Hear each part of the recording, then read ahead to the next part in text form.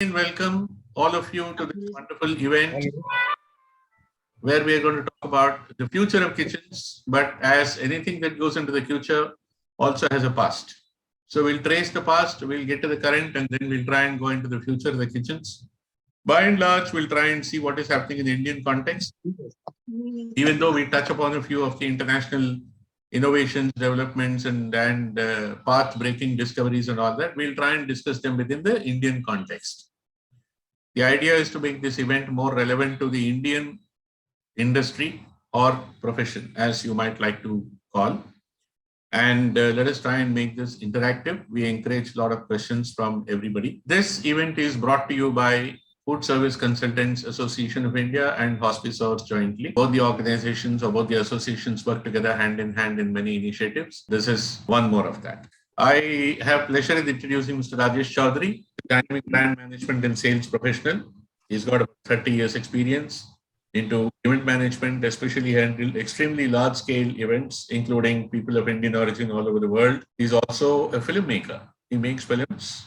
He's a transformation consultant. He helps brands dig their heels deep into the ground of competition and emerge unscathed. And he's the founder director of the Food Service Consultants Association of India. Ladies and gentlemen, I have pleasure in requesting Mr. Rajesh to introduce the association. Thank you, sir, for this opportunity. In fact, I'd like to start by saying that, the background dates back a couple of years ago where we, traveled together to different countries along with consultants. We felt the need that, the wealth of experience that consultants have, that needs to be shared, and years of experience, and have successfully executed hundreds of projects across India and different parts of the world. So we felt the need that consultants should come together, and the primary objective is to share knowledge. So the constitution of the association is basically we had elections last year, and we have Mr. Shravan Kumar, who is elected as our president, and let's have a round of applause for him. And he's most talented, and he also is, when he has the mic, and he enthralls the crowd, whoever is in front of him, and he is a great orator, and he has immense knowledge of various subjects, in the hospitality industry. Then we have Mr. Avinash Garg, who is the secretary. We have Rahul Talwar, who is the treasurer. Then we have core team members who are Mr. Dayal Advani, Mr. Pramod Paleri, Mr. Vishwanath Pandey, and Mr. Aditya Singh Jala. Our objectives, the core objective is basically to disseminate professional knowledge, upgrade the overall standards of the projects and operations in the hospitality industry, which is one of the most core primary objective. We have many more objectives since we have lack of time. So I would like to highlight a few activities that we have done in the past. We have done the World of almost every month last year since we formed the association in 2021 in September. We have been doing activities almost every month. So the few major highlights or the events that we have done are World of Hospitality, which is in June in Bangalore, and then Horeca Expo in Coimbatore. We also curated the awards night, and the IHE Expo in August. September, we did a very good event in Nepal, in Kathmandu, along with Hotel Association of Nepal. Dubai and Singapore happened last year, towards the end of last year. This January, we also did an event at Mumbai. So yes, we are moving ahead, and this is another event. We have been associated with Hospisource and the team, and thank you for the opportunity. And over to Mr. Shravan Kumar. Thank you, sir. And Hospisource has been our associate. We felt there's a mutual synergy. Brijesh has got another firm called Synergy. There's a mutual synergy between FSCA and Hospisource. And we've been working together in a lot of initiatives. And one of the first formal events that we worked together was the Horeca show at Coimbatore, runaway success. Brijesh is almost 2 decades old in this industry. He's a managing director, and he handles the MICE portfolio of the company. His company does a lot of other events also, which are not only into the hospitality or MICE sector. And some of the events that he has been handling is Baker's Technology Fair, which is one of their signature events, Horeca Expo, which is slowly gaining credibility and popularity all over the country. then the hospitality business fair, and all sub-themes under the hospitality. Hospisource is also a very unique and novel idea that you have an online procurement platform. It makes everybody's life easy, especially in the hospitality sector, as the name says. And he believes in sharing knowledge. And he's a very affectionate, he's a very pleasant and affectionate person. Anytime you talk to him, he's always ready to continue a discussion, engage in a debate, come up with ideas, participate, and so on and so forth. So we are looking for a long-term relationship with Hospisource. Thank you very much, Brijesh, for continuing the association and continuing and agreeing to be a part of this event as well. First of all, I take this opportunity to thank FSCI for collaborating with Hospisource to take this initiative of the knowledge sharing forward. And many such events are being planned in the future, and in the past we have done quite a bit with the content, the knowledge, what the entire association has. And we are glad to be a part of FSCI's initiatives for the future. So at the outset, I would like to just take you through Hospisource, what Hospisource is. So Hospisource is basically a platform which connects the buyers and the sellers on an online digital platform. So wherein it is as a profession, Synergy is an exhibition organizer. So during the pandemic, we understood there is a demand for something which happens through the year. And this is why we have devised a platform like this to address the industry separately. Like we know there are other platforms, but in this platform is dedicated to the hotel and the hospitality industry and the food industry. So coming to that, it helps people to connect the buyer and the seller. We have suppliers from all the segments, and we have the buyers from all across the HoReCa industry. So that is about it. And in terms of the activities, what we do, as I mentioned, we do a lot of exhibitions, which happens in South, predominantly in Hyderabad and Coimbatore. I would request you to be a part of Hospisource and our expos. Thank you. Thank you, Mr. Brijesh. Now I would like to introduce our main moderator, Mr. P. Shravan Kumar, co-founder of Excellence Hospitality, a Hyderabad-based hospitality consulting firm. His core competence includes designing commercial kitchens of any size and capacity for various end users, back of the house and a facility planning for hotels, mostly mid-sized greenfield projects. His successful projects are spread widely across the country in several states and comprise of hotel, clubs, resorts, stand-up restaurants, food courts, multiplex facilities, clubs, convention centers, universities, central kitchen, and kitchen for corporate houses. I would like to invite Mr. P. Shravan Kumar as our esteemed moderator for today's session. Welcome, sir. Thank you very much. It's my privilege to introduce my panelists today, who are going to deliver the entire content and put life into this entire event. We'll start with Mr. Naresh Sahani. I think everybody who's participating in this event should know Mr. Naresh Sahani, the proprietor of BHS Design World, which is based in Bombay. He's a second generation consultant. He's got more than 40 years of experience, and if we also include what he has learned from his father, I think almost about 70, 80 years of experience himself alone. And he provides services in the hotel, restaurant, and food industry. And show kitchens are one of his passions. His firm provides services in kitchen, food service, back of the house, facility planning, so on and so forth.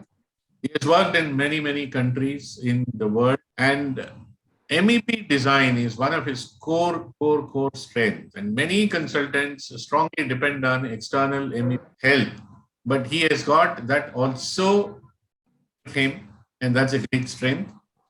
And I think he's got innumerable clients, and I see two people grinning with each other. I think he Chef Vinit Manocha very well. So we will find that connect. We will also find that magic of the connect in today's event. Before I introduce Chef Manocha, I want to share a thought. I said, somebody asked, will you go and stay in a particular hotel? We have Pramod Paleri in the audience today. Pramod designs a lot of resorts. And somebody asked, will you go and stay in Pramod Paleri's resort? I said, why should I go and stay? They said, no, it's a great food also. And the paradox of life is, it is a health resort which is supposed to make you thin and slim and lean. and then they serve great food from the hands of chefs like Manocha. So you are defeating your purpose. Why will I go to a resort? Why will I go to a health resort if there is a fantastic chef and they're dishing out great food? So we need to make choices. But yes, if I'm given an option between choosing between a chef and a resort, I'll always choose a chef. I'll always choose a chef. Welcome, chef. It's great to have you. And ladies and gentlemen, for those who may not be aware of him, he's more than anything, he's a Golden Hat Chef awardee at 2022, which happened at the 19th Annual Chef Awards of the Indian Culinary Forum. And he's a chef kind of a chef. When I say chef kind of a chef, there are two kinds of chefs. One is a cook who becomes a chef. The second is a chef who's a chef. So the second chef kind of a chef, we are talking about a lot of documentation, a lot of communication skills.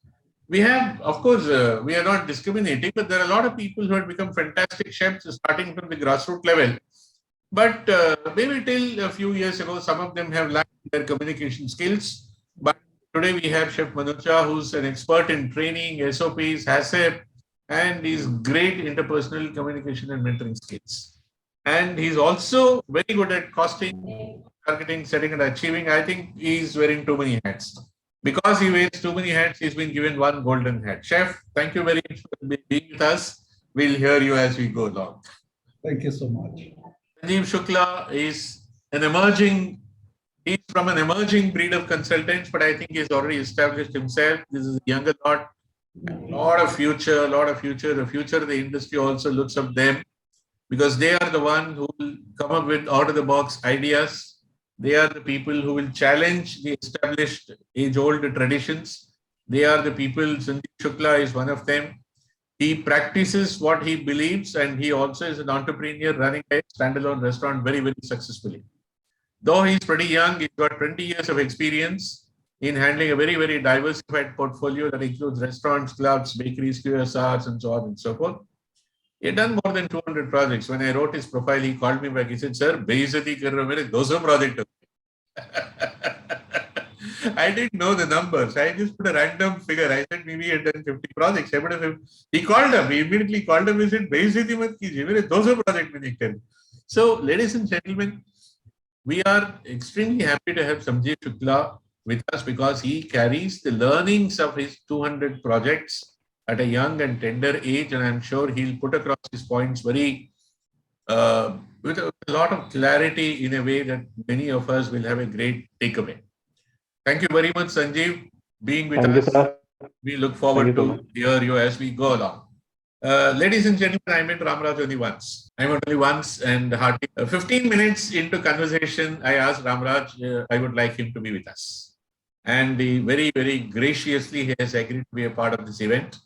And even though it is a norm that we still have to come to terms that we come across people who specifically go to different parts of the world, study on the science of food.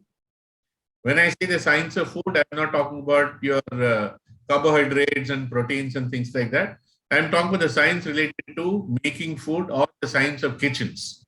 Now, he studied mechatronic systems from Rheinval University, Germany, and he came back and he has got a concept called Hospitality 4.0, which is very fascinating. As I told you, 15 minutes of my conversation, I've asked him to be with us in this panel, and he has readily agreed.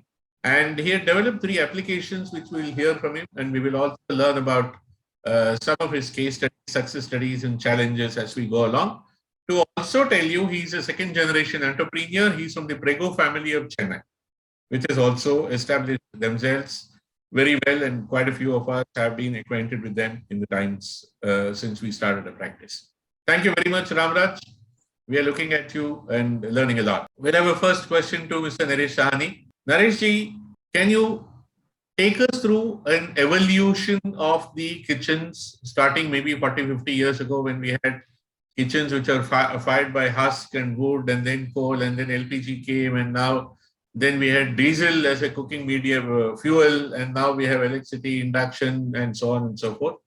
And as you take us along this evolution, also tell us what are some of the challenges, what are the fascinating stories that you come across and we'll go along with that. You have a lot to tell us, and maybe you can take about 5 to 6 minutes in this round, Naresh. Let me go back to the times when, we were looking at kitchens in 1965, watching my father, who was in the industry at that time, going and handling his kitchens at the Ambassador Hotel. It used to be quite busy, hectic, because he was running the first flight kitchen from India. So all his kitchens were under tremendous pressure, and being a small hotel, it did not have extra large spaces. From that time, I realized kitchen sizes have to be given adequately to the kind of operation that you want to run. And now what I see is those kind of kitchens have totally died out because they were built with a different production factor in mind.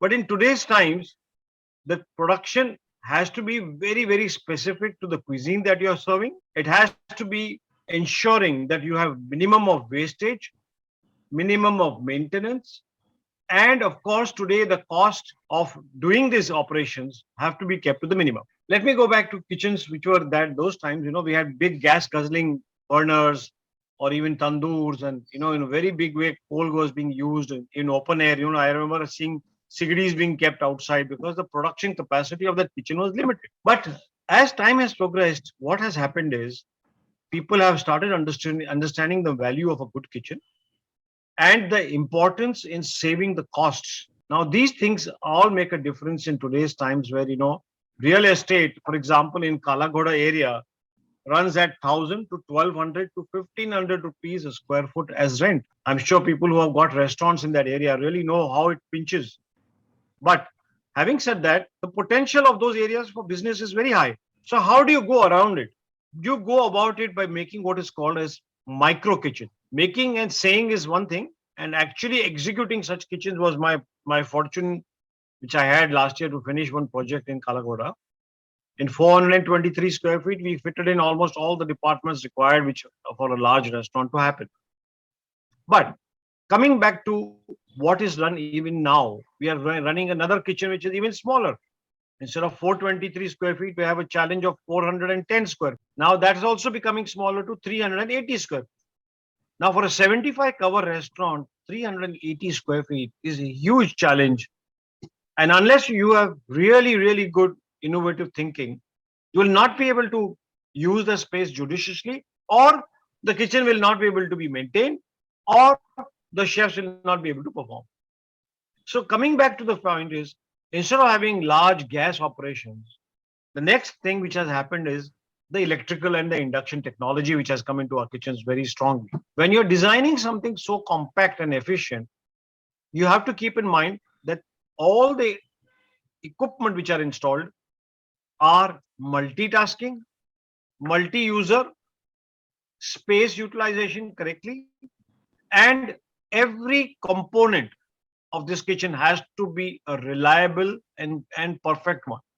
That means if you use induction, you've got various manufacturers from all over the world participating. Our Indian local manufacturers are also there, and they are also producing good quality stuff. But reliability is the question. So whichever brand you use, whichever products you use, you must understand that you have, after all, it's an electrical or electronic device which you're using. Whether it's a microwave, whether it's a combi oven, whether it is a cooking hob, whether it's a fryer, whether it's a griddle plate, everything has to have proper backup planning, not only from as a spare unit, but also for having spare parts and other things which are available immediately, which your simple electrician can change over. Also, when you're designing such kitchens, the major factor you must keep in mind is that the power distribution system has to be perfect. No compromise. Absolutely no compromise. Because if you don't do it correctly, you'll have a series of blow-ups all the time, and it'll be a big disaster later on. Now, I have a memory of a project which I've done about 18 years ago. I used some of the best induction warmers for a buffet. It takes 800 watts and 4 hobs are keeping food at 65 to 85 degrees centigrade. And 15 years down the line, they are all still functioning, which is almost like a miracle, but it is correct to say that it was correctly installed. So when you're installing something which is electrical, A, you should ensure that the power factor is perfect.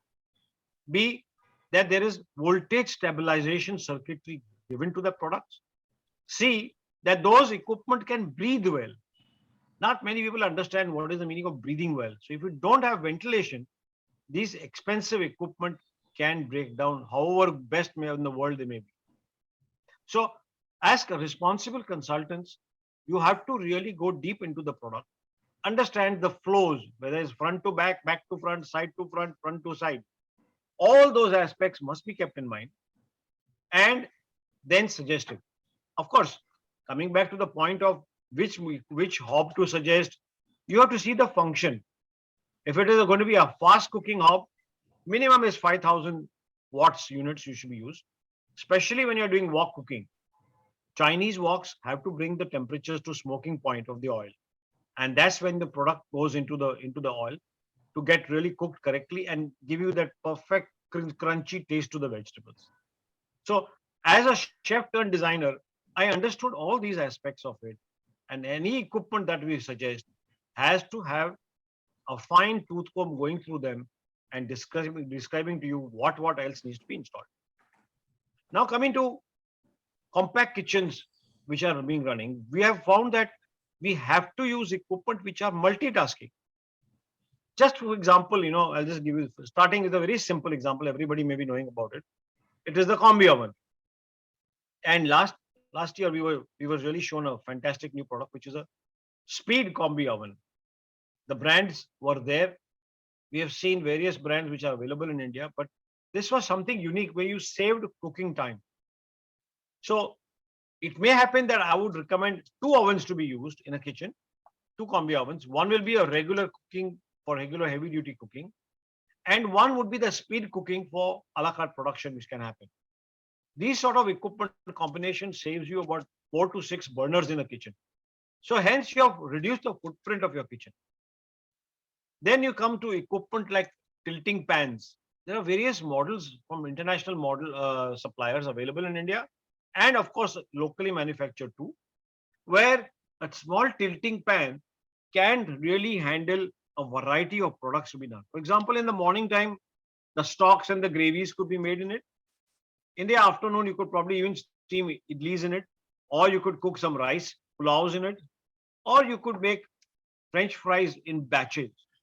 So you got 1x3 container or 1x4 container for preparing various kinds of French fried or fried items, or even make pastas in it. So a small tilting pan replaces literally 3 or 4 pieces of equipment. Like for example, a bulk cooking range is replaced with it. At 8 to 10 kilowatts, you can produce tremendous variety of products, which normally you would require at least 3 or 4 ranges to work upon. So considering these aspects of multitasking of this equipment, the space and the footprint of your kitchen comes down drastically. Lastly, I would like to get through that these kitchens have to be designed correctly from all angles, not just the layout. The consultants normally give a layout and maybe some of the MEP requirements, but MEP requirements is one thing. Sourcing and routing and sizing of the MEP is the next secret behind doing it correctly. After that comes, of course, the civil work, which has to tally with this setup. For example, if you're making an island cooking, sir, I'm here. Question to Chef Minocha, please. As I look at it, let's talk a little bit about the philosophy or the or whatever you call it, the non-physical attributes of being a chef or talking about the food. I hold a very strong belief. The food is local. Yes. I just came back from as a matter of fact, I had to abandon my lunch halfway through and came back. And somebody hosted a wedding lunch buffet. And starting from one end to another end, then there is one chart counter, there is a Mongolian counter, then there is an Oriental counter, there is a Chinese counter. I don't know what is this Mongolian, Oriental, and Chinese. I really did not know that all 3 were different. I thought all of them fall into one bracket or one bucket. And then they had one Indian counter, and then they also had a South Indian counter. So I really saw that these fellows are separating South India from India. But then why I am saying that is, as I went about tasting this food from left to right or one end to another end, and I found that there are typical Indian ingredients or at least the Indian herbs and spices in most of them. So with the net result that they have irrevocably destroyed the authentic flavors of that. So the question that I'm coming to is that how does a chef ensure, or how does a chef ensure his kitchen will give you the authentic food? As an example, in this question, I mentioned dal bukhara. A lot of people say dal bukhara, I'll give you dal bukhara in Singapore, I'll give you dal bukhara in so and so place. Bukhara is a region. So any dal that you make in Bukhara should be a dal bukhara. But how can you make dal bukhara in Singapore is my question. Are the kitchens equipped to recreate that flavor? I'm not talking about the taste. Taste will come with your herbs and spices and the ingredients. But kitchens, can they actually reproduce the flavor? And how does a chef handle a kitchen to do this if the answer is yes? Can we hear you, chef? Sure. Very, very interesting question, Mr. Stravan, and very aptly put by you with such a nice. I mean, I totally thank you for giving me an opportunity to speak about this query, which in fact is a constant fight for every responsible food service operator. I am saying responsible in a very in capitals because there are a lot of people who just serve food for the purpose of serving it, just for doing business, and there is a distinction between people who run the food business responsibly and not so responsibly, and also it is a constant fight for every chef, which is creating consistency of flavors. So eating out, I would say, is governed by two reasons in general. One is convenience, and the second is experience or celebration. So when you are eating for convenience, it is, you are just grabbing something just to fill your stomach, just to fill your hunger and move on. But a lot of operations that we deal in, they are all about experience. It is eating out is an experience in itself. India is a huge country. Our language, culture, soil color, water, ingredients, tastes, our taste buds, in fact, eating habits, everything changes every 200 kilometers. And we have an expanse of almost 3,500 kilometers east to west and south to north. But one most intriguing part of Indian cuisine is that our recipes are not mechanical. We are not like Western food, where where the chefs learn the recipes. Okay, there are proportions, and you have to recreate those recipes mechanically. So our recipes are not mechanical. Our cuisine, our recipes, our food is very emotional. Food is all about emotions for us Indians. And that is what makes our food even more challenging. We have a history of thousands of years in our cuisine. Our taste palette is much more developed. But when I say it is developed, it has taken, so everything goes like a wave. So it gets developed and then it goes down also. But we have to, as responsible chefs, I would say that it is my responsibility as a person who is directly responsible for customers' health.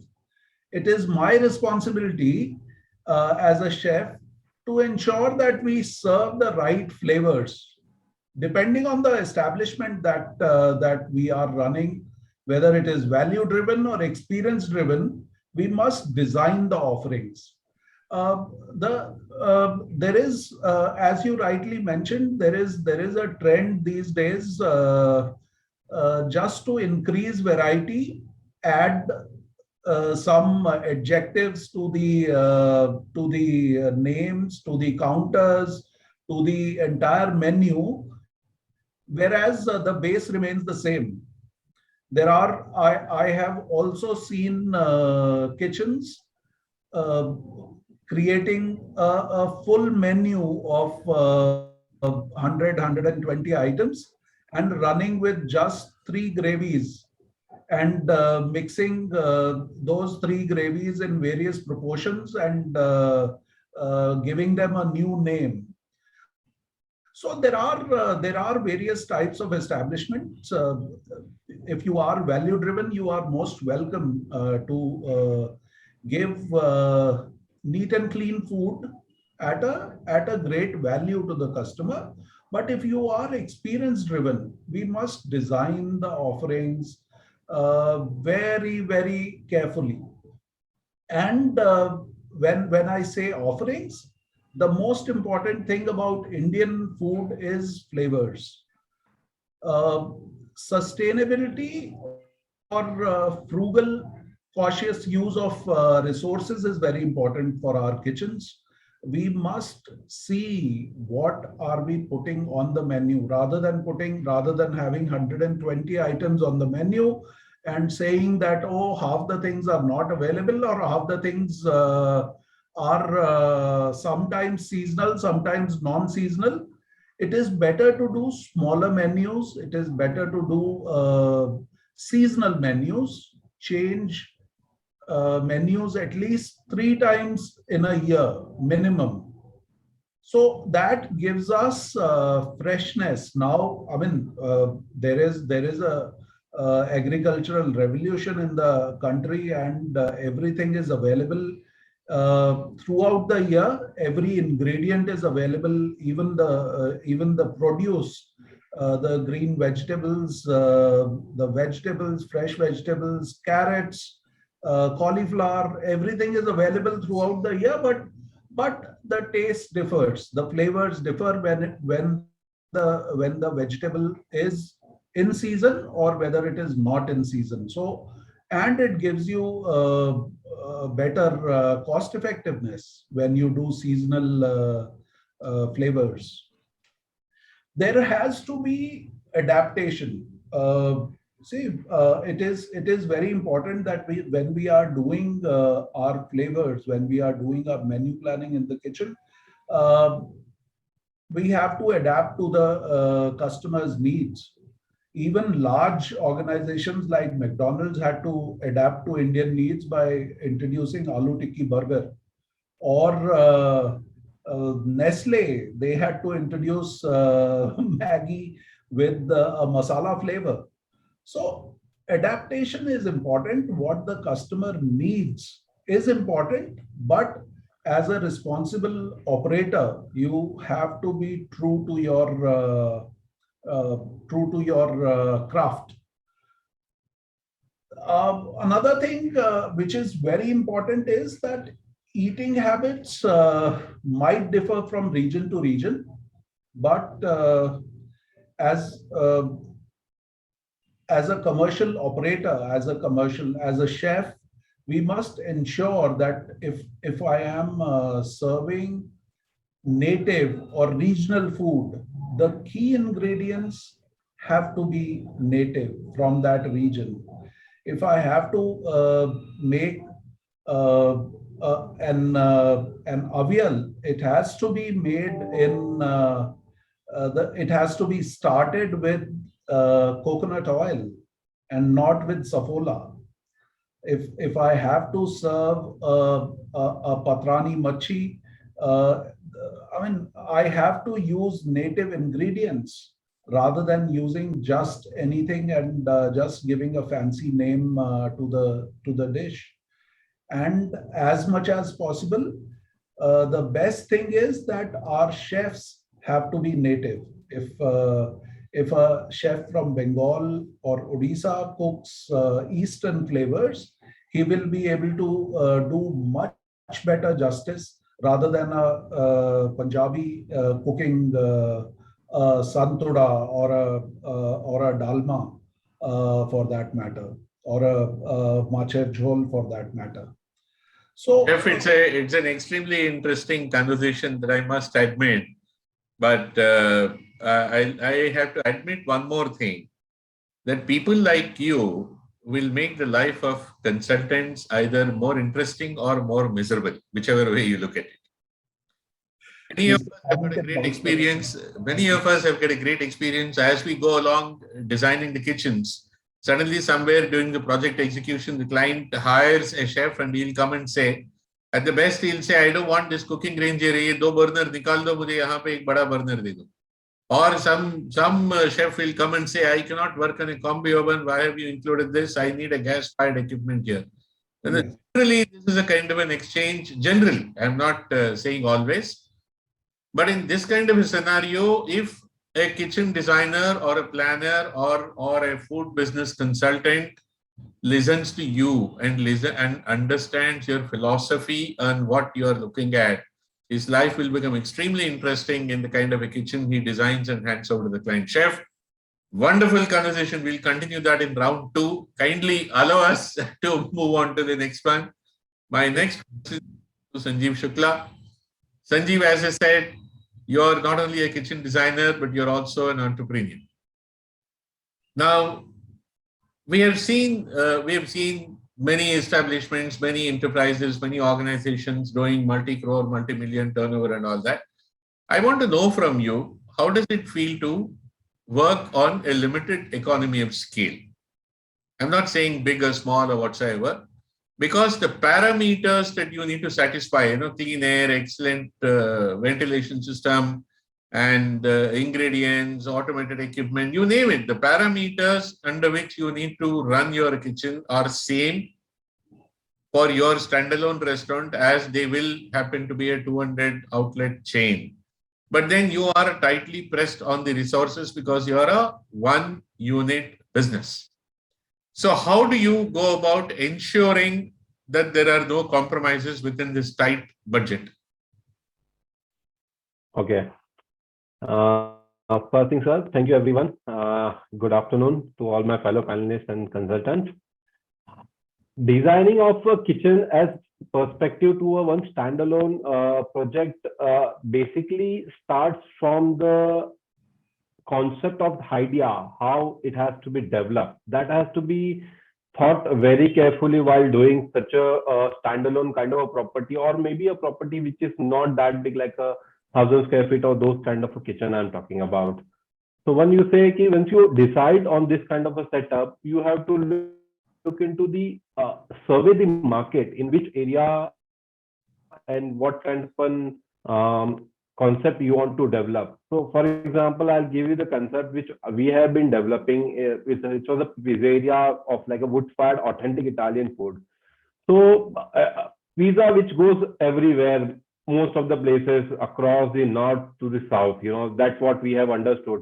But pizza is not actually the pizza which is served by like Domino's. Those are the American style. They don't serve the kind of pizza which is served by the Italian people, which is the Neapolitan and those kind of a pizza, So once you have started, you have to identify your cuisine, like which cuisine you want to go. And then you have to understand the footfall and the capex investment.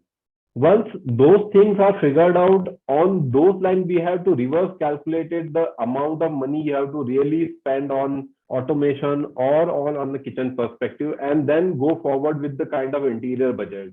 Luckily, the restaurant which we have done, which operating, they are from Surat, and the best part of those people are like those people say, "Ki Sanjeev, how much amount of money you need for your kitchen? You tell me that, and the balance we'll be using for the interior purpose."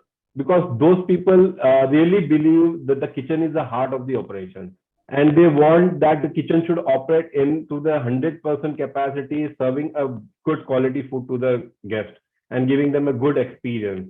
So that is how it comes to like capex investment needs to be worked out. Plus, sourcing of raw material for those kind of a places is very important, along with an automation, or I can say going towards a very compact or a very dynamic design also includes a very good resourcing of raw materials and all, how you are purchasing which kind of raw material from which places and which that goes with your cuisine or not.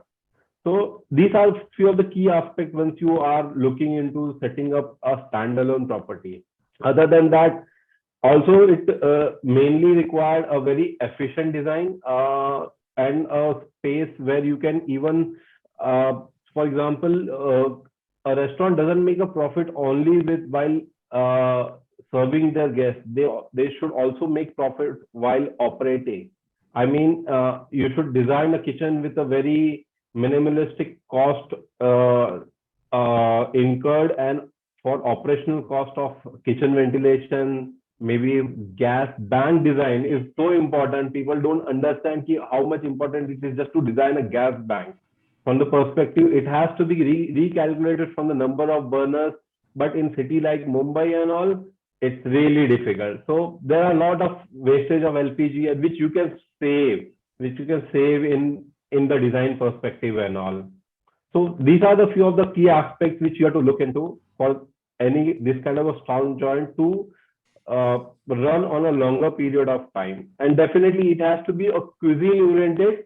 Once you have a cuisine oriented, you have to make sure you are going to the grassroots level of the method which we are using to make those kind of a food and serving it to your guests, to giving them the kind of experience which is actually needed, So those are the things, sir. Thanks, Sanjeev. It is said that life oscillates in a pendulum, one end of which we have hope and the other end you have despair. Now, the three panelists that we have heard now, Naresh Sahani ji had put across all the challenges coming into the kitchen fraternity. Then Chef Manocha had spoken about an extremely high end of a philosophy, which makes it, which makes one really introspect on whether they want to get into this business. And then Sanjeev Shukla had brought about all the points where one needs to be constantly alert 24 hours a day. I take all of them are points of despair. If any new intending entrepreneur is in this audience now, probably they will start getting scared and they'll say, is it really worth getting into this food business at all if this is a kind of a rigmarole that we need to go into? But as I said, at the other end of the pendulum, you have hope. So let's hope Ramraj Shankar makes our life easy with his path-breaking innovations, his concept that he had developed and his automation, conservation and things like that. And he's a technocrat. He had studied very specifically to come up with novel solutions for that. So Ramraj, you're already smiling. So I would like you to talk and put the smile back onto everybody's lips. Sure. Good afternoon to everyone. Thank you for the opportunity, Shravan Kumar sir. So I'll be talking about the concept of Hospitality 4.2, food service and the Internet of Things. So Hospitality 4.2 is derived from the Internet of Things, Industry 4.0. So the old saying goes, you can't manage what you don't measure. So kitchens are downsized versions of manufacturing units. So data what they generate has an enormous management potential. Food service industry, it's growing rapidly, but yet many restaurants are struggling to optimize their daily operations. Studies show that about 60% of restaurants fail within the first 3 years. You might have seen the restaurants which you have consulted. Any restaurant owner needs to maximize his or her resources. They want to stay ahead of the competition. Implementing IoT connected technology can play a major role in improving efficiency and increasing profits as well. So we are addressing this, we're taking a step towards IoT by addressing the most important pain point. That is, first one is energy. Restaurants are the most energy intensive businesses, almost 3x the energy per square feet of a typical commercial facility. It is also the third or the fourth largest expensive of a food unit.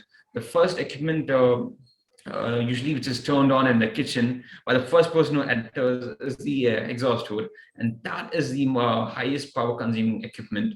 And even with just chopping or just cutting vegetables, the exhaust will be on, and the last person who leaves will turn it on, or sometimes he might forget. To mitigate all these issues, even the heaters, HVAC systems might be left on, the air conditioning unit, the lighting systems, the parking area, and all those. To mitigate all those issues, what you've got is IoT systems for energy monitoring and control. So people view energy as an uncontrollable expense. It's something which is hard to control. So people are very don't have any insight to how to reduce the cost. For example, a restaurant, for a restaurant, it might take 10% of the profit. They have a 10% profit margin. 5% of the total cost might go into the energy systems.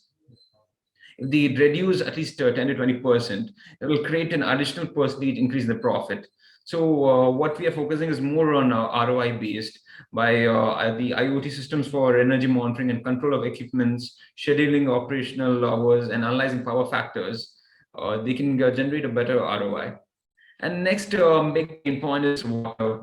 It is a well-known fact that water consumption is very high in several restaurants used for different functions such as cooking, washing dishes, cleaning, and serving. And the water bill takes a huge chunk of the monthly budget consistently. The average estimate is that the typical sit-down restaurant uses about 10,000 to 25,000 liters per day, with an average of 50,000 liters per day. A 12,000 tanker would cost about like 12,500 to 5,000 rupees, depending on the city. So this estimate is like for per day. It's for each day. IoT-based water meters. Smart water meters can detect the analytics of the water consumption, the usage patterns. Is there any leakages or something? And it'll also give insights, management insights to how it can be water consumption can be reduced. And the third thing, what we're focusing more is on the main bigger pain point. Next big pain point is cold chains and hygiene systems.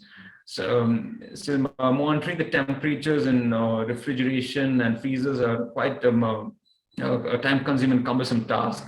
Temperature variations of food freezers may harm food, and there are hygiene concerns in that, and which will also lead to inventory loss.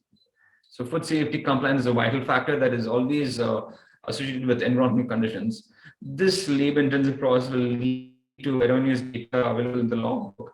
But when staff is checking one for freezer, there are multiple freezers in an outlet. By the time you finish checking the other one, the initial freezer might have faulted, which you didn't have noticed.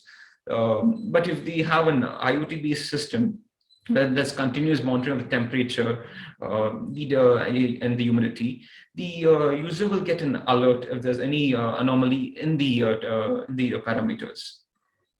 So by automating this process, it also minimizes error, improves food safety, and also prevents inventory spoilage. When you consider average 3-year ROI and food wastage programs, the impact in ROI is greater. Aside from minimizing food costs, even time saving is another great ROI. And summarizing all these things, the main thing that the restaurant sees is the ROI. And for all these systems, it takes 6 months of ROI, and in long-term usage, they would be it'll be very easy to use for them, and they can understand the convenience in this. Thank you. Thank you. So Ramraj, you definitely proven to be a source of inspiration and encouragement, especially for the younger lot who want to get into the business. You talk in a language that they understand easily about what can be implemented, what can be accomplished. And in the next round, we would like to hear from you on some of your success stories or your case studies. Either way, Sure. Dhani, please. Yeah, Nareshji, You mentioned about a lot of parameters in your first round that you said that the kitchens will need to address, or the food business operators that need to address. I'm coming to you in this round to understand one of your core competence areas. You have designed a lot of kitchens and kiosks and food court businesses in airports. The airport is one of the most challenging environment because of the safety and security aspect, and free movement of material men is restricted all the time. And it's a high safety and high security zone. Along with that, can you also please tell us on how do you go about doing micro kitchens, mini kitchens, and medium kitchens? Large kitchens, yes, most of us have already been acquainted.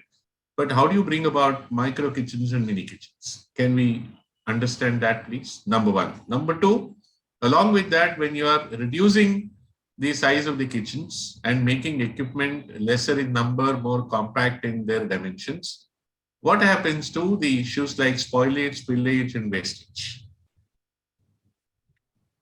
Savaji, that's a good point you have raised right now, and it makes it very clear to people that in the process of crunching their kitchens tighter and tighter, we must not lose sight of the fact that materials have to be kept in a hygienic manner. That means the kitchens must have adequate refrigeration.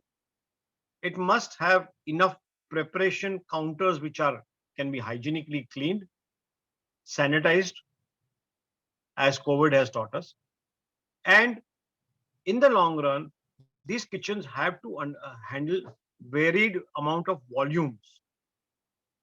Keeping all this fact in mind, there is a process called as value engineering.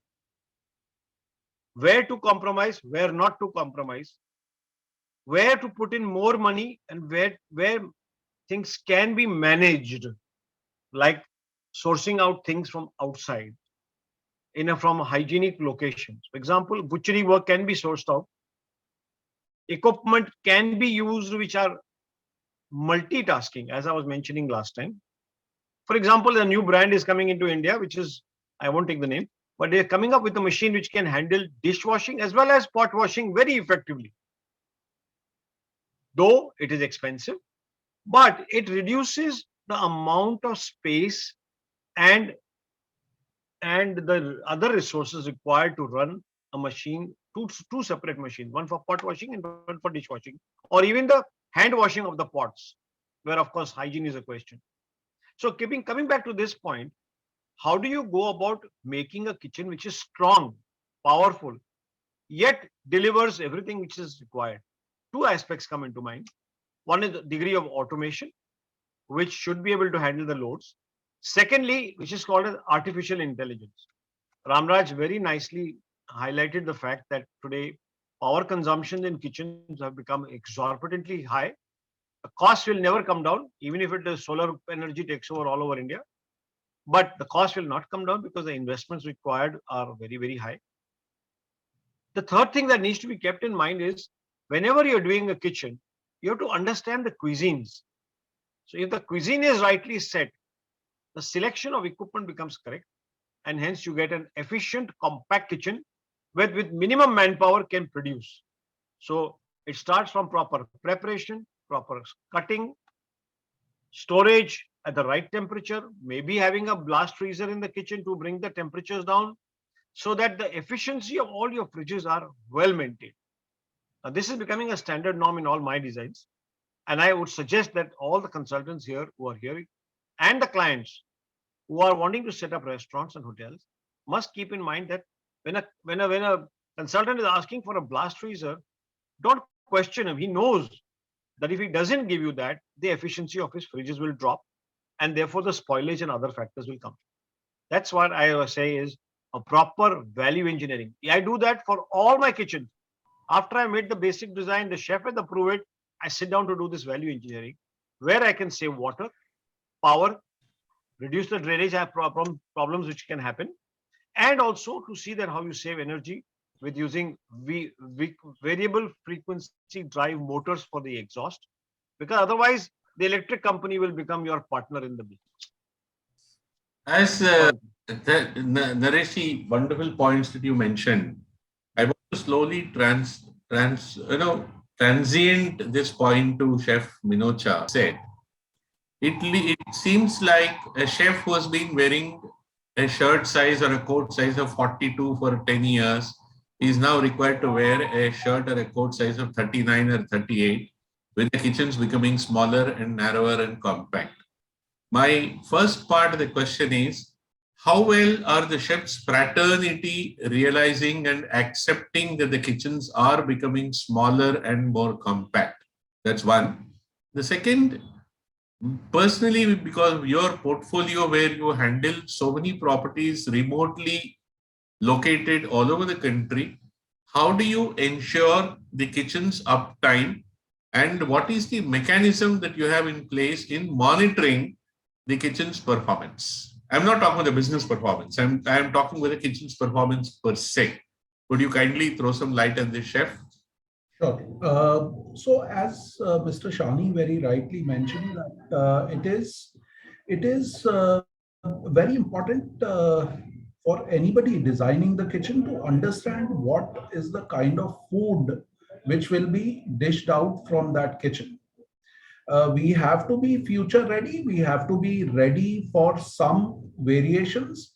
We have to give some flexibility so that multiple things can be, the menus can be changed seamlessly. But the equipments which are in the kitchen have to support the menu, which will make the kitchens, the footprint of the kitchen much easier and much more ROI driven.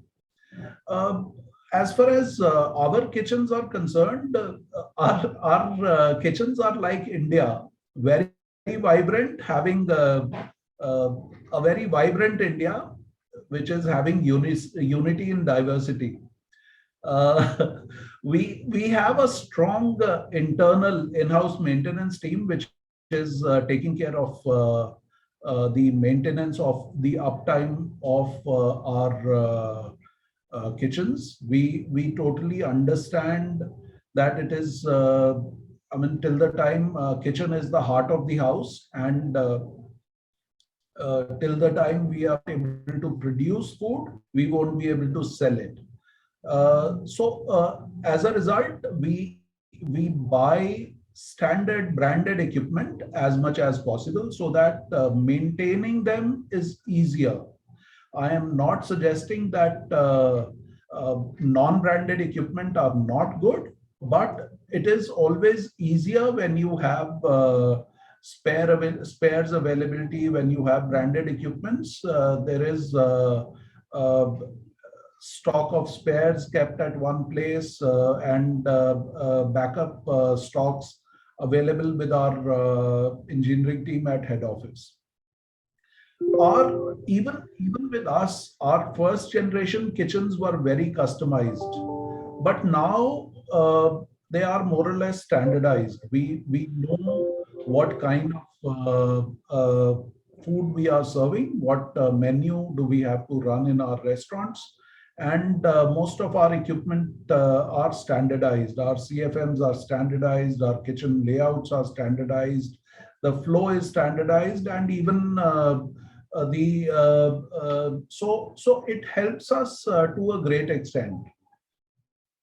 Fortunately for us, our cuisine type does not require very complicated equipment, which helps us to maintain a very high uptime, except a combi oven, which most of the combi ovens that we are using in our system are connected to the OEM. So they are the maintenance is available online also, the maintenance support. We maintain very good contractors in the offsite locations. There are cities where we have only one restaurant or just one food court available. There we have to depend on local good contractors, but we ensure that we stick to those people and we train them on our equipment. the most important thing that our team follows is preventive maintenance schedules. So it helps us immensely on the uptimes. And even there is a program available with us which ensures user training on the basic troubleshooting of equipment. We have our entire system works on SAP, the technology that software we are using on SAP, and we have created a small tool in-house to track all the turnaround times of the maintenance requests. So there is a check always as to what was the downtime of a particular request or a maintenance or an equipment. So and we strongly, as a company, we strongly believe that the front line creates the bottom line. And so for that reason, we empower our restaurant managers to take the maintenance decisions, and they ensure that they take good decisions. I hope I've been able to answer your question, Mr. Shravan Kumar. Chef, I said I'm very happy at having asked this question, and I'm very, very delighted with your answer. And I hope all our audience have taken note at the importance that you have attributed to maintaining a kitchen and the great lengths that you are taking in your company. Even at a micro level, at a standalone kitchen level also, the role of maintaining kitchen cannot be stressed any more than what you have done. I hope this point is given its due weightage by all the food business operators, because the bottom line is you cannot sell what you cannot make. And if you make some food, you need a decent kitchen and you need to maintain that kitchen. So we'll move on to Sanjeev Shukla. On this, Sanjeev, I want to take this point. Now, do you follow all these points what Chef Vineet had said about maintaining the kitchen? One. Two, Naresh Sahni sir has been saying kitchens are becoming more and more compact, but we all understand there is a diametrically opposite proportion between the space and the cost, and the automation and the cost, and the mechanization and the cost. As the equipment becoming smaller and smaller, it becomes more and more expensive. So how does a small time food business operator keep up with the dynamic trends those are happening in the market from time to time? Can you share your experiences, and have you been able to replace your equipment from time to time with a higher capex, even though Chef Minocha had always told you that ROI is something that we can achieve? What have been your experiences? So let me tell you with few things as a consultant first. What we look into designing the this kind of a space, you know. Please go ahead. It's your forum, sir. First thing, yeah. So some of the key principle is to minimize the space for the kitchen, but keeping it to an efficient design, proper flow for the operational requirement of the chef and the operation team. It should be a proper flow while a proper kitchen, but into a very intelligently designed space, you know. It should not have wastage. That is one thing which is very much needed to be understood. Second thing is to how to choose the equipment should also depend upon the location where and what kind of project you are doing. For example, if you are doing a project in a metro city like Mumbai, Delhi or somewhere, using of equipment like combi oven or any other using a good refrigeration system, so and everything looks very good. But once if you are doing for a small time operator based out of a city like Jabalpur, Ujjain or tier 4 cities, you know, you have to be cost effective also over there, including with the operational effectiveness. So those things also need to be taken into consideration while you are designing this kind of spaces where you are going from mini to micro and micro to macro level, you know, of designing. So those things, and the MEP, definitely that is the core important for any kitchen, whatever may be the location, whatever may be the cuisine or whatever may be the end thing. But if your MEP is not designed properly, the kitchen is a disaster at the end of the day, at whatever capex you have invested. That is for sure. So you have to look into this aspect while you are designing any kind of a kitchen for a restaurant, hotel, or it's a small QSR, anything. So now let's come back to my experience as an operator now. So since last 2 years, we have been operating this place, which is like approximately 1,000 square feet of space with around 250, 300 square feet given to a kitchen, and around 400 square feet of indoor space and 400 square feet of approximately outdoor space for 40 packs of a small pizzeria joint based in Mumbai. So in this particular situation, like how Naresh sir was saying about the refrigeration, I feel refrigeration is a very key aspect. So in my 250 square feet of kitchen, I have approximately 4 units of refrigeration, plus 1 freezer, plus 1 water cooler. That is just for a 40 cover restaurant. But I believe this is required because my pizza dough is stored at a different temperature. My vegetables are stored at a different temperature.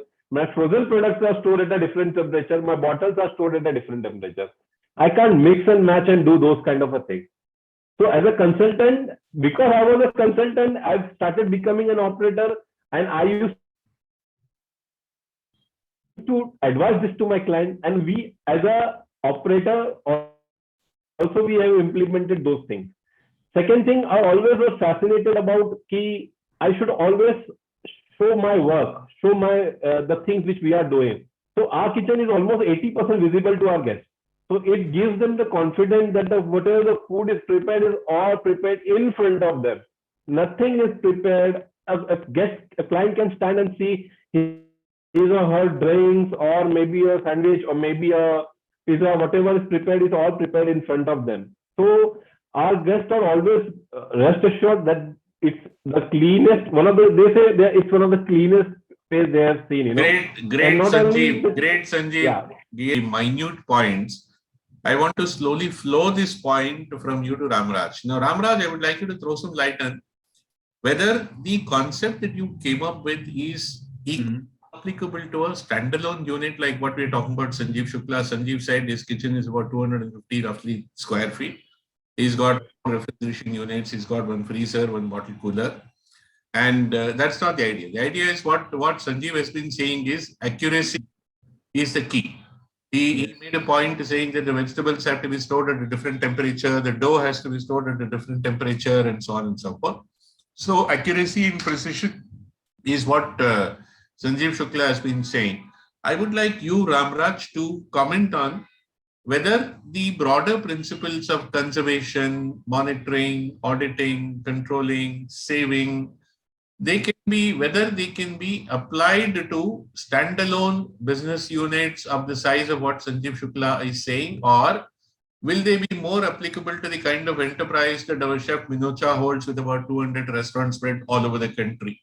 Throw some light on that and also give us some key takeaways from your path-breaking technologies that you're bringing in. Thank you. Over to Ramraj. Yeah, thank you. To answer the question first, can be applicable for standalone small restaurants. Yes, it can be, because just like the big chain orange, there is energy problem, water problem, and most importantly, like Mr. Sanjeev Shukla said, temperature has to be maintained. There should be consistency in temperature and accuracy as well. So for those reasons, to have a better standardization of temperature and alerts in case there's a change in temperature, and food safety is an issue, is a concern. So that's what I bring, a data-based and actionable insights. With these systems, they may cause some disruptions and have a learning curve, but implementation, again, given the real-time data, facilitates better management and visibility of the equipment usage patterns, and the ability to take corrective actions. And even something simple like maintenance of stock with the RFID-based technology. In the inventory, the inventory can be connected to the existing point of sale system, allowing the managers to keep track of the inventory and food cost, from both front of the house and back of the house. The POS system can then just adjust inventory automatically based on the sales while they regenerating stocks order. And one more thing is food wastage.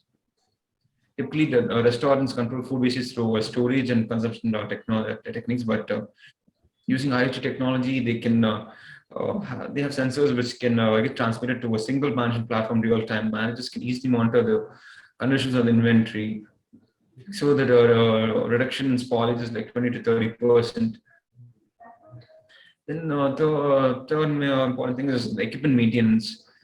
In Prego, we have implementing devices within the equipment that can predict which part is going to fail, when it might fail, and alerts before the breakdown actually happens.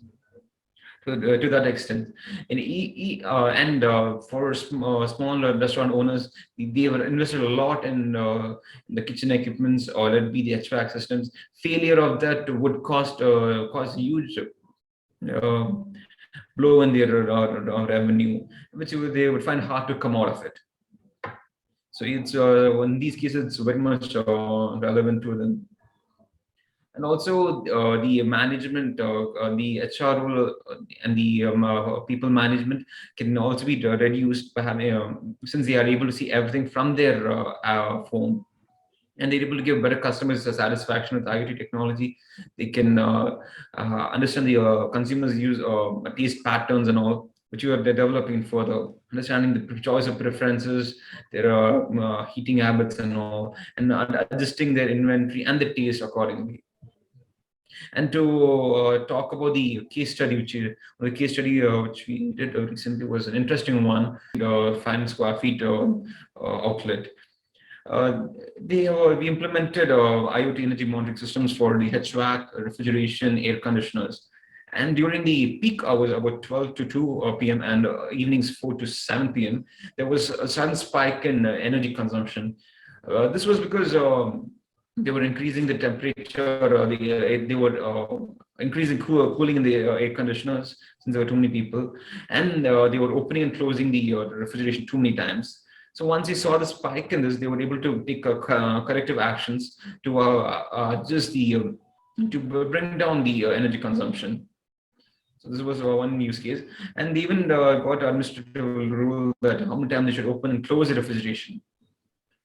And even bringing by upward adjustment of mere just 2 degrees, the energy systems and the energy systems, the whole chain, water management, and the equipments will be under one app.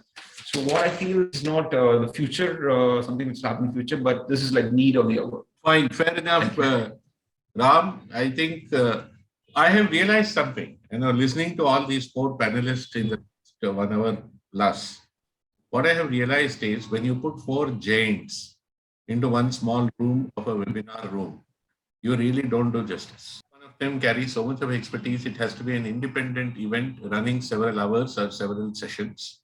And I hope this is only a sampler that we have done, and we will continue very, very path-breaking topics of great importance to our entire audience.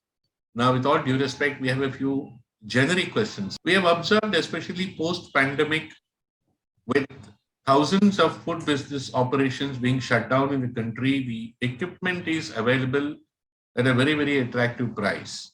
And many greenfield entrepreneurs, especially the hesitant ones who are yet to get into the market, are trying out their hands at buying this used equipment and retro designing their kitchens. Now, my question is this going to be an organized business hereafter, or it is only a flash in the pan and this will go away from the market? Number 1. Number 2, in case if this used equipment market is here to stay, how will the consultants adjust? Will they have to learn how to retro design the kitchen based on the equipment available and not necessarily based on other critical parameters? Anyone, please. The question is open to everyone.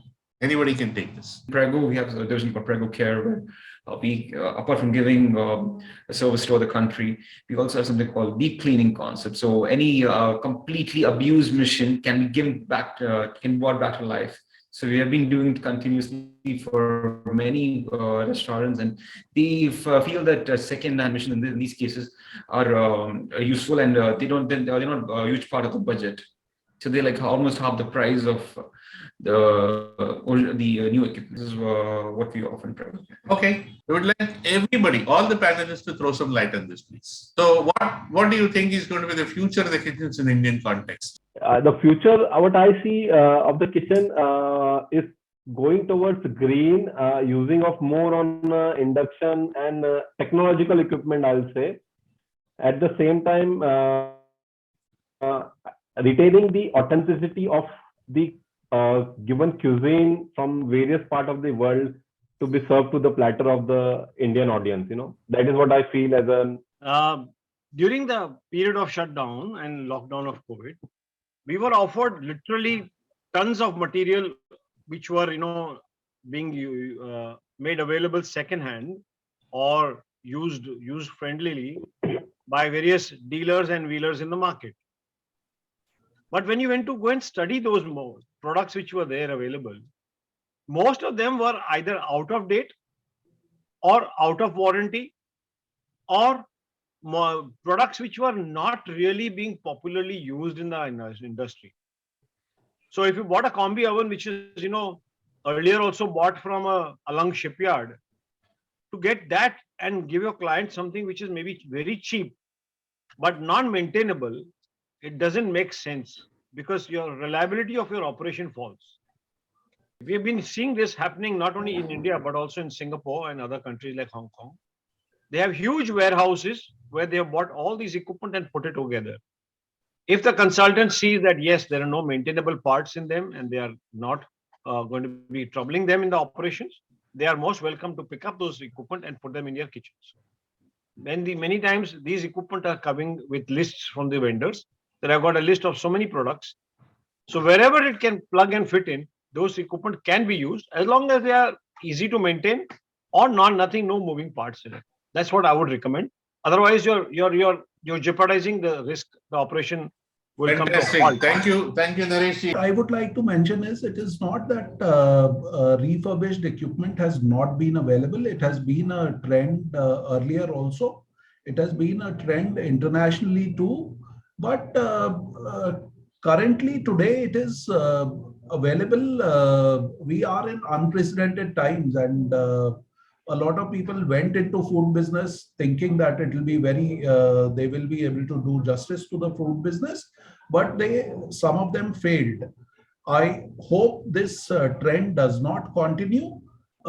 Some refurbished equipments can be utilized as long as they can be maintained well. Great. Great seeing you. Very interesting subject, very interesting, something on my own, my own experience. I'm in line, as you know, about 50 years. I've done many kitchens all over India, abroad also. Good evening, gentlemen. This is Parimal Doshi from Calcutta. How are you? How are you, Mr. Doshi? Good to hear. My question is the flameless kitchen using induction equipment the answer to the future, and is it here to stay? Sir, before I yield this to any of my panelists, I'll say it is not the answer to the future. It is an essential need of today. Now I'll leave it to my panelists. Yeah, Sharman, I've heard a lot. It's very interesting, very educative. But one thing I would like to point out that I have seen none of the ideal kitchens. Most of the kitchens which are operating or which we have managed are compromised kitchens. Why it is so? Why it is compromised kitchen? Why can't we do an ideal kitchen? The main, as I can understand, the main cause is the architect. The architect and the owner should also have a kitchen consultant on the panel, because we should know what is the location of the kitchen, what is the size of the kitchen, because that is very, very important for the running of the kitchen. That this aspect of all our consultants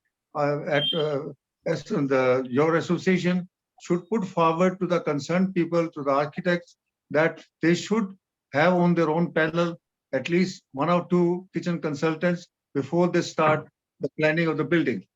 This is very, very important to get a ideal kitchen. The most of the kitchen, what I said earlier, are compromised kitchen in the country or abroad, because the building is raised, building is ready, and we are asked to, we are called therein to come in and design the kitchen. And we can't change the walls, we can't change the doors, we can't change the windows. So we have to live with it. So it is called, I would call it as a compromised kitchen. Sir, Kumarji, I'll intervene at this point. I'll respond to this.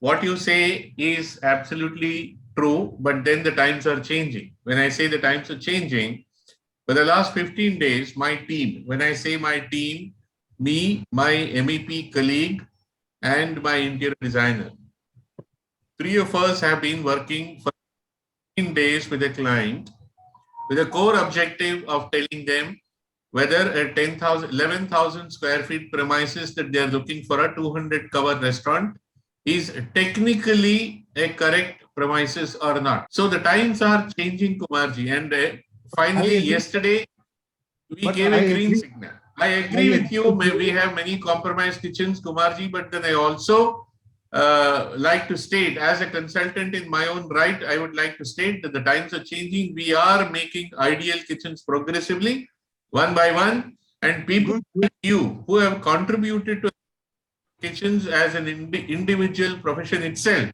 have made this possible, and we still need your support, your guidance, and we will take this further along. On behalf of the association, FCSAI, we are working in bringing in certain standards for the kitchens to be made in India henceforth. Now, after this, I yield the floor to my panelists. I request my panelists to continue this conversation with Mr. Kumar, please. Could you please repeat the question? We would like any of our panelists to respond to Mr. Kumar on his point. Good afternoon, Kumar sir. This is Sanjeev Shukla.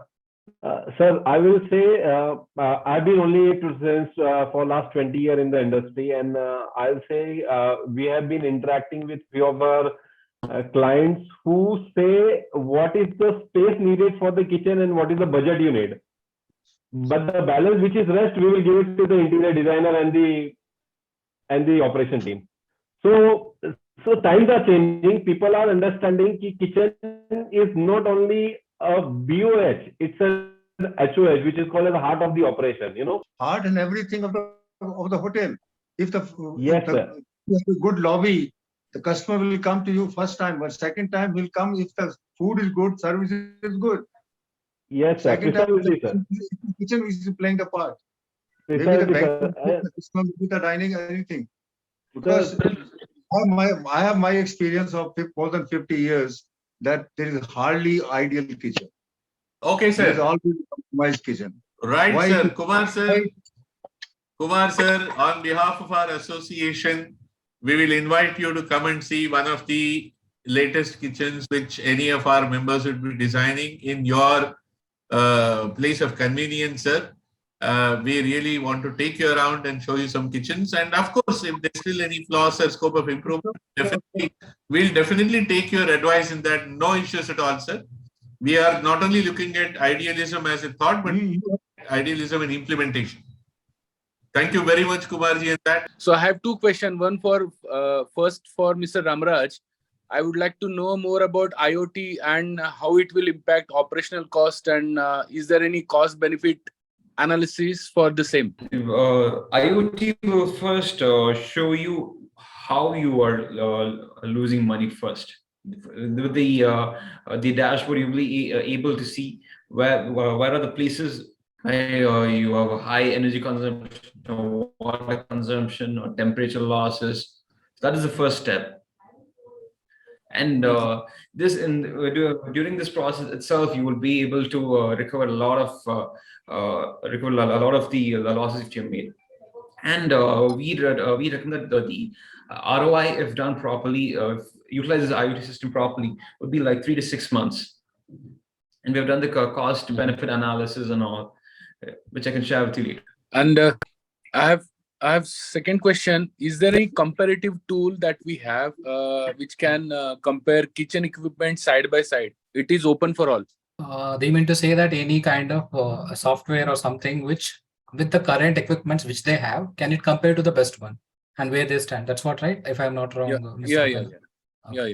Any app or software or any tool for that matter, which can compare kitchen equipment side by side. That Compare equipment side by side, because each equipments are focusing on their own IoT this thing, and that's only the starting stages. Not that I'm aware. Answer this point. I will answer this question in 2 points. The first is no.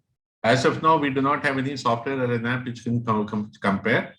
Point, even if something like that happens, then you can be rest assured only the established top-end brands who go ahead proactively and disclose or their technical data can be compared.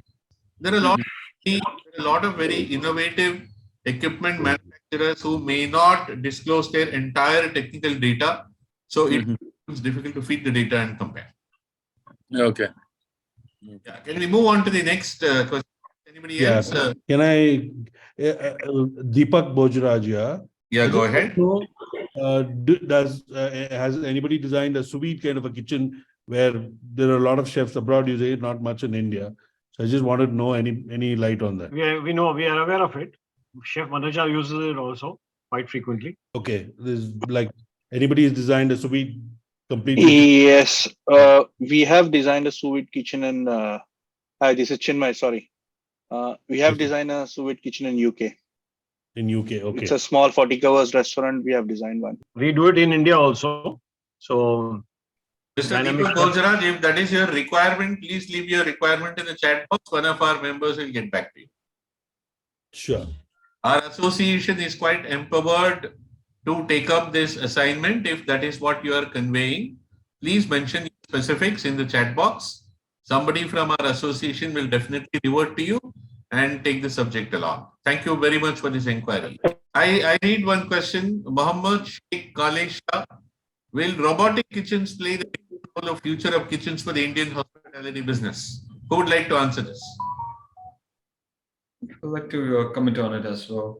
What I'm working on IoT is not to replace itself and make it completely robotic. Robotic might be useful for mass manufacturing, for large canteen, industrial canteens, but for the touch of the chef is very important for a hotel and a restaurant business. That can never be replaced. Thank you very much. Do we have any more questions? So just to have a small query, are there any innovation done on equipments where like it can avoid pest, like a pest-proof equipment kind of? Is this been worked out anywhere in the world, which eliminates the pests by itself, by some equipments or by some methods, or foolproofing the equipment which complete fabricating it whatsoever? Not in the food production equipment per se, but then antimicrobial is a property which is given to the material used. For example, you have cold room storage systems which will come with an antimicrobial properties. But I don't think in a stainless steel being certified as a pest proof, where the stainless steel by in itself does not attract any pests. No, sir, like harborage of pest in the equipments, inside compartments. Harborage of pest in the equipment is an operational issue. It is not a fabrication issue. So if you take any local grinders, local pulverizers, those kind of thing, which is fabricated with steel, yes, so there are like movement of pest inside, in and around. People would have seen it, right? Everyone would have seen that.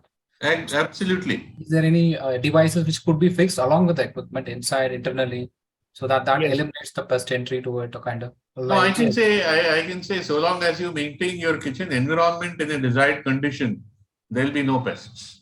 There's no point in destroying your environment and then look for solutions for that. There are various equipment which are available in the market, like for example, steam generators, which can be used like vacuum cleaners. But at 125 degrees, 99.99% germs are killed. So also it can be used for sanitizing your cold rooms, your tilting pans, your vessels, as well as, in your worktops and your filters. So a good steam generator will be a great help to you when you're doing really good sanitization of your kitchen equipment. Thank you very much, Naresh. With that, I think we have come to the end of the question and answer session.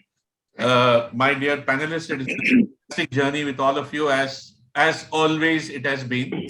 But it's very sad that even a fantastic panel discussion will need to come to a conclusion at some point of a time. I'll now yield to Rajesh Chowdhury to take it further, please. would like to thank everybody for joining in, and especially all the speakers. It has been very, very, enthralling experience. I think everybody has taken notes. I heard somebody has taken 3 pages of notes, which is amazing.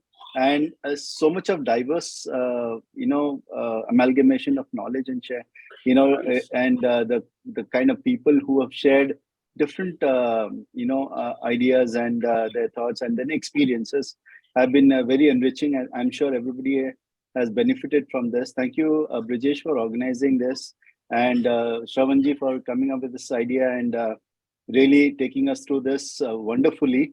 Every question was very aptly designed and put forward, and all the answers were very, very, apt for the questions. So thank you so much, Vineet sir. Thank you so much, Naresh ji. Thank you so much, Sanjeev Shukla ji. Thank you so much, Shravan Thank sir. you, Rajesh ji. And young man with 4.0 vision he has done a great job. Thank you so much, Shravan sir. Once again, thank you so much for this, and many more to come. This is the first, and Hospisource and the team well planned and well organized.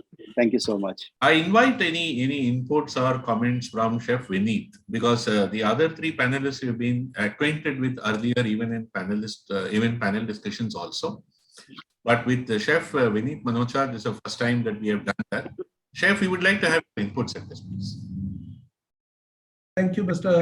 Shravan Kumar. In fact, it is great to see this conversation happening, and this level of conversation happening, which is so enriching. There is so much of learning, and especially thanks to you. You have designed the questions, and the flow of the webinar has been so well designed that everything is linked together, everything is connected, and the thoughts flow very seamlessly. So it is great to be here speaking to people who have years of experience. But yes, learning never stops. So even if you see a small thing today or hear a small thing today, it can be a very enriching. You can connect the dots and create a new thing when you do your next project or next kitchen. So thank you so much for designing this conversation. And one last thought that I want to leave for everybody as a chef is that there was a talk about robotics. Some amount of robotics and technology like smart connected appliances will be very essential in the future Indian kitchens, because there is a huge skill shortage in the as far as chefs are concerned. So complete robotic kitchen is a far cry, but there would be, if robotics can be of some help to the chefs, it will be a great initiative. Thank you. Thank you so much. Bye to all of you.